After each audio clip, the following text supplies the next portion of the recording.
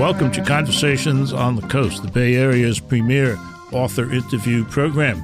We are going to talk to a very fine American novelist today by the name of Sue Miller, and we'll be talking about her latest book, either number 9 or number 11, depending upon what you read. It's called The Lakeshore Limited, and it's published by our friends at Alfred A. Knopf. Thank you for coming in. Oh, I'm happy to. Thank you. So how many novels is it? In one piece of literature about you, I read number 9. In another, I read 11.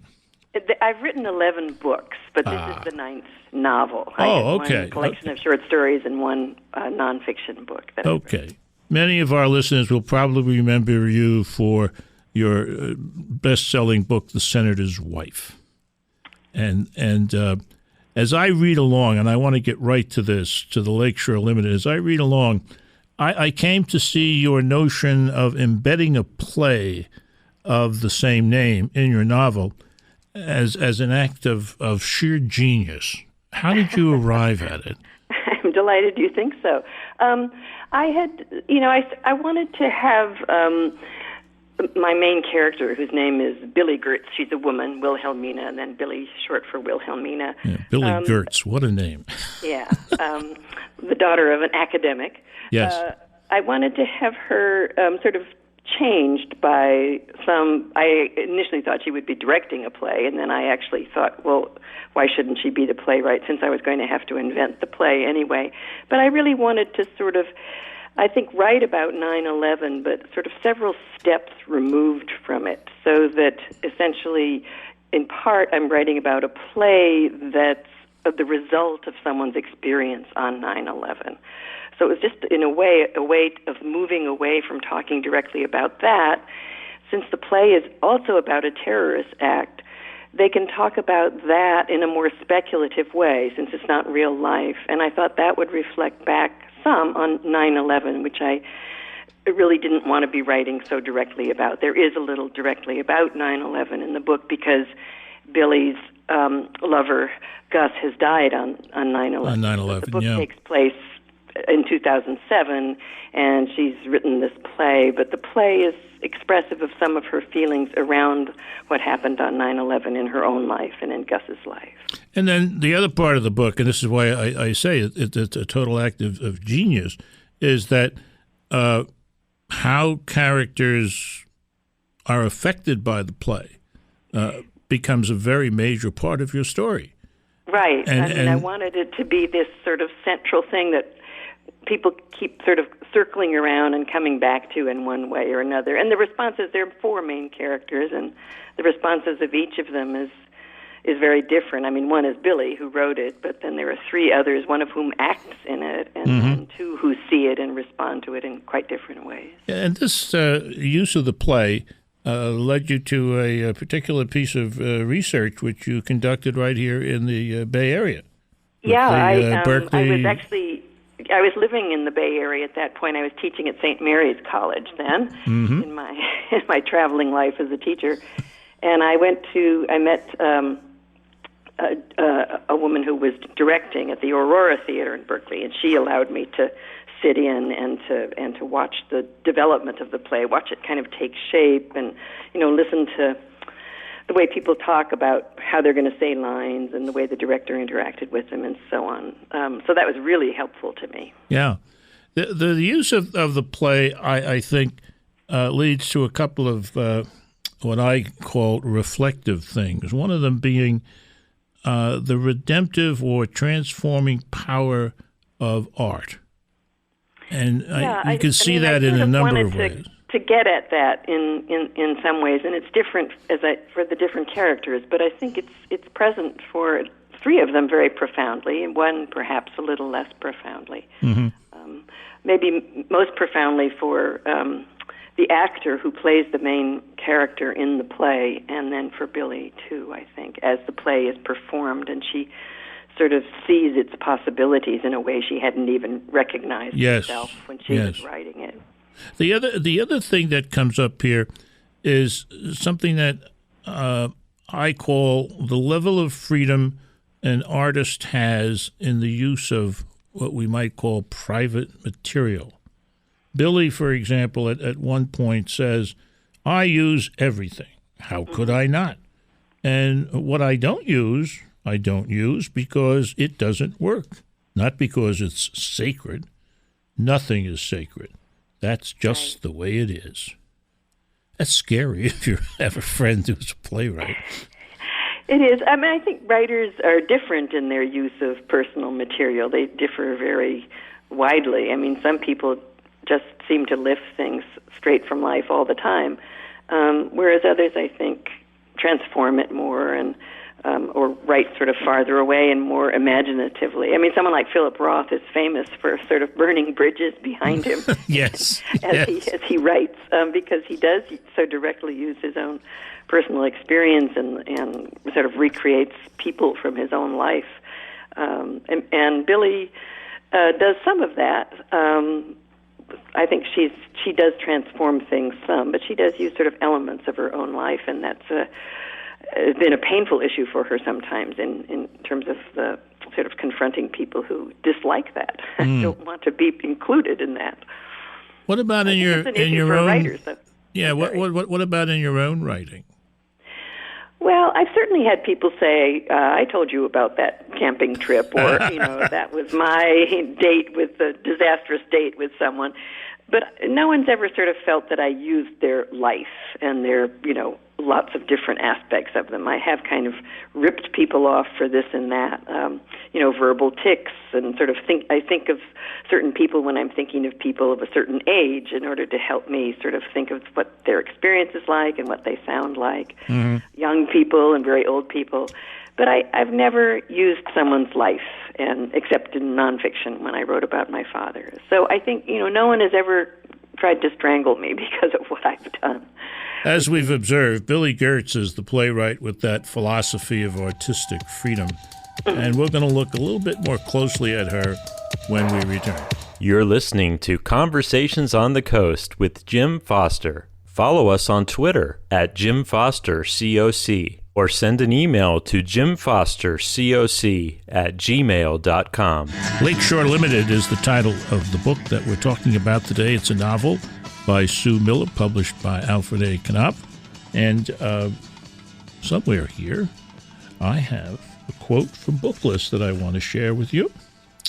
Among the many heady themes Sue Miller tackles, it is the relationships between men and women that elicit her most piercing insights and elegant turns of phrase, an eloquently layered meditation on the complexities of the human heart.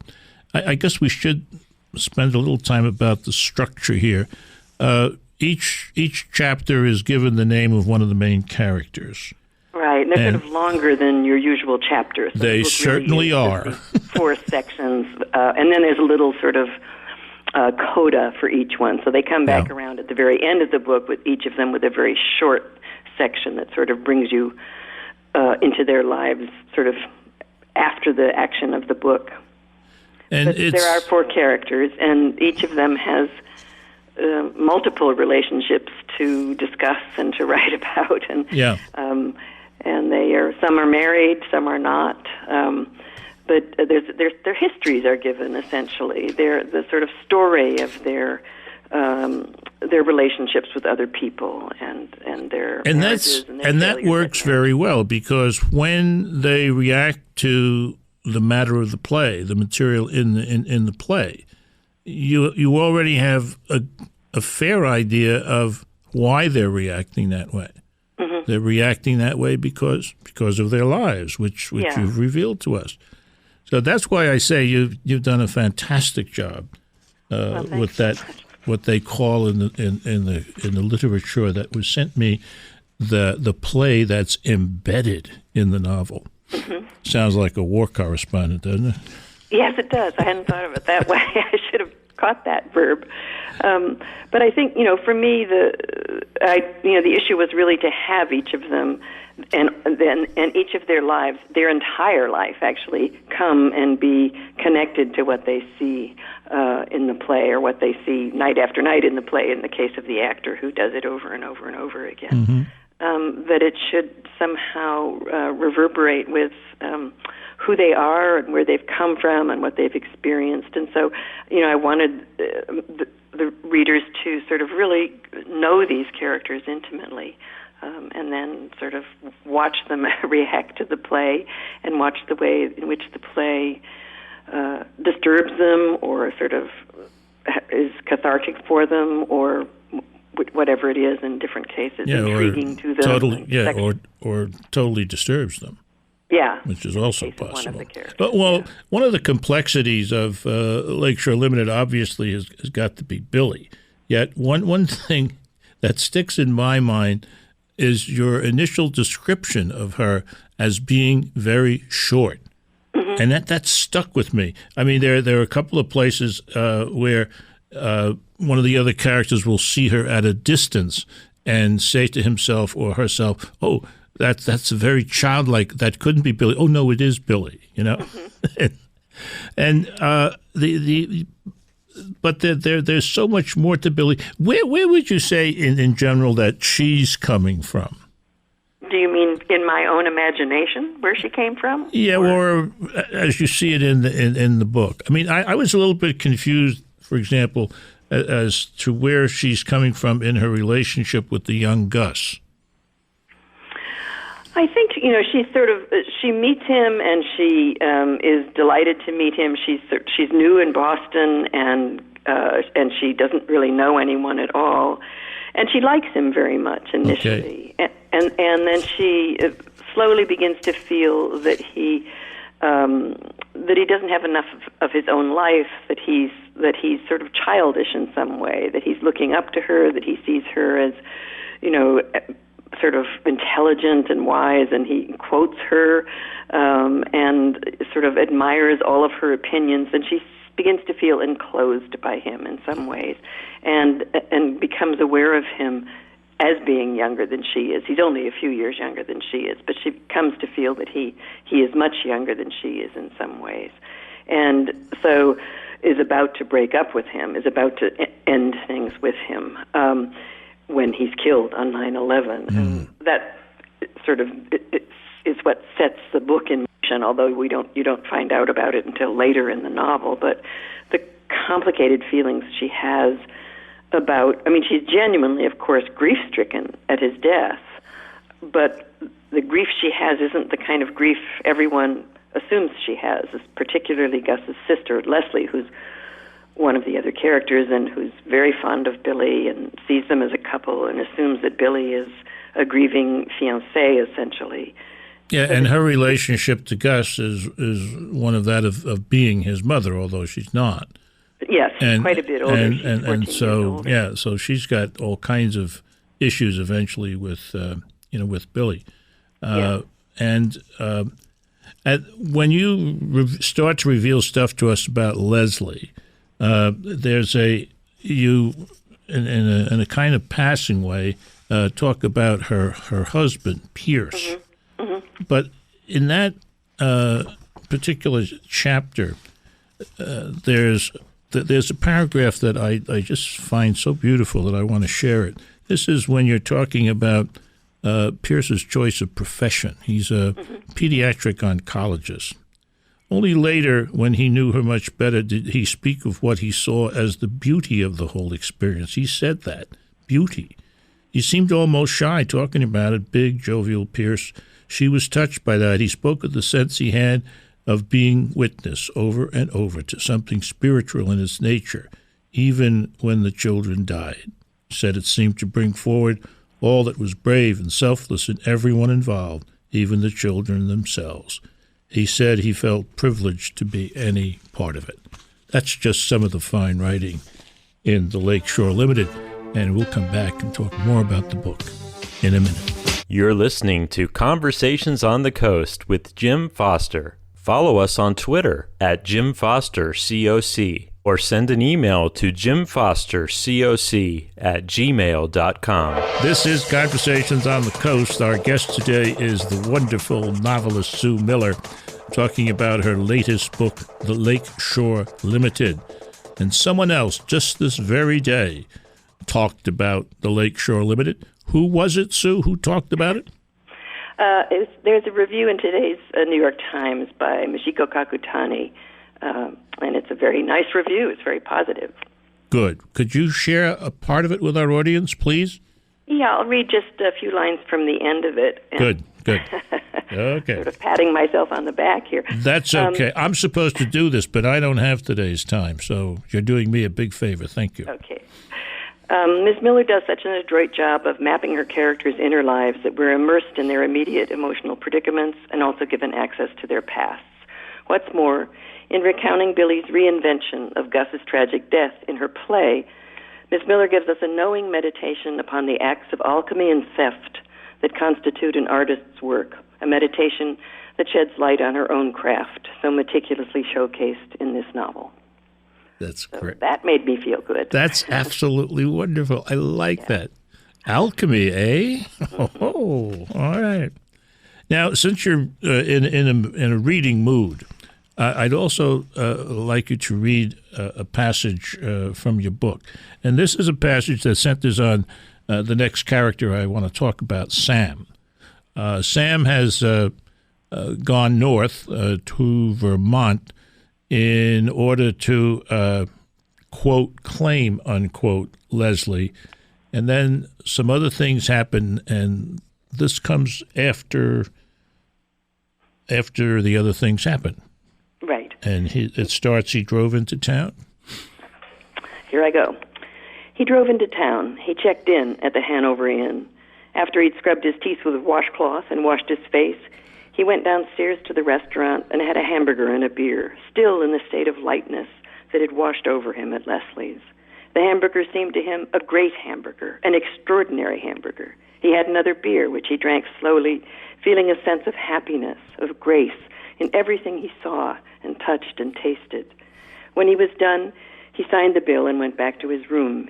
He called down and asked for a toothbrush and toothpaste from housekeeping.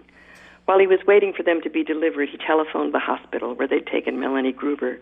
He was hoping, he realized, to be able to talk to her, to hear her musical voice, maybe even to tell her that he hadn't done it, hadn't tried to claim Leslie. Beautiful, beautiful writing. And it's also another one of those moments in the book where a person is freed or transformed, whatever the word should be a better person, to have a better life, isn't it? Isn't that what that is? Yeah, just by a sort of random act. The Melanie Gruber character is someone he sits with because she's had an automobile accident, and he calls for help and then sits with her. She's going to be fine, but somehow this is, for Sam, just an important moment of feeling the way life can just touch you with some experience, and the sort of sense of openness that gives him, and freedom and lightness, as the book says. Yeah, lightness. Yeah, beautiful, beautiful. The other person who does come to peace at the end, and I was kind of surprised that she got there, is Billy. And it's all around that business of what of the private things you know or experience you should share. She says, but I didn't forget, Gus. I did the only thing I knew how to do with it. I wrote it. I built it. I tried to make it come out the right way for you. I used it for you this time. Now, the context of that is a previous situation where she used something that had happened between them, and in what he thought was a terrible way.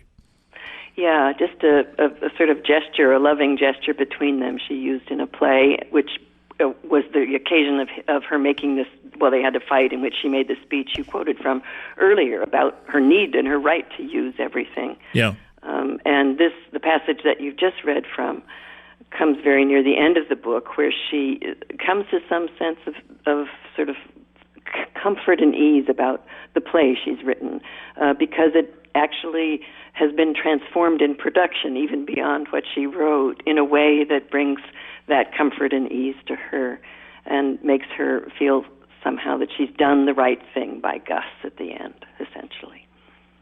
Yeah, what a nice ending. Thanks. It's a wonderful, wonderful ending.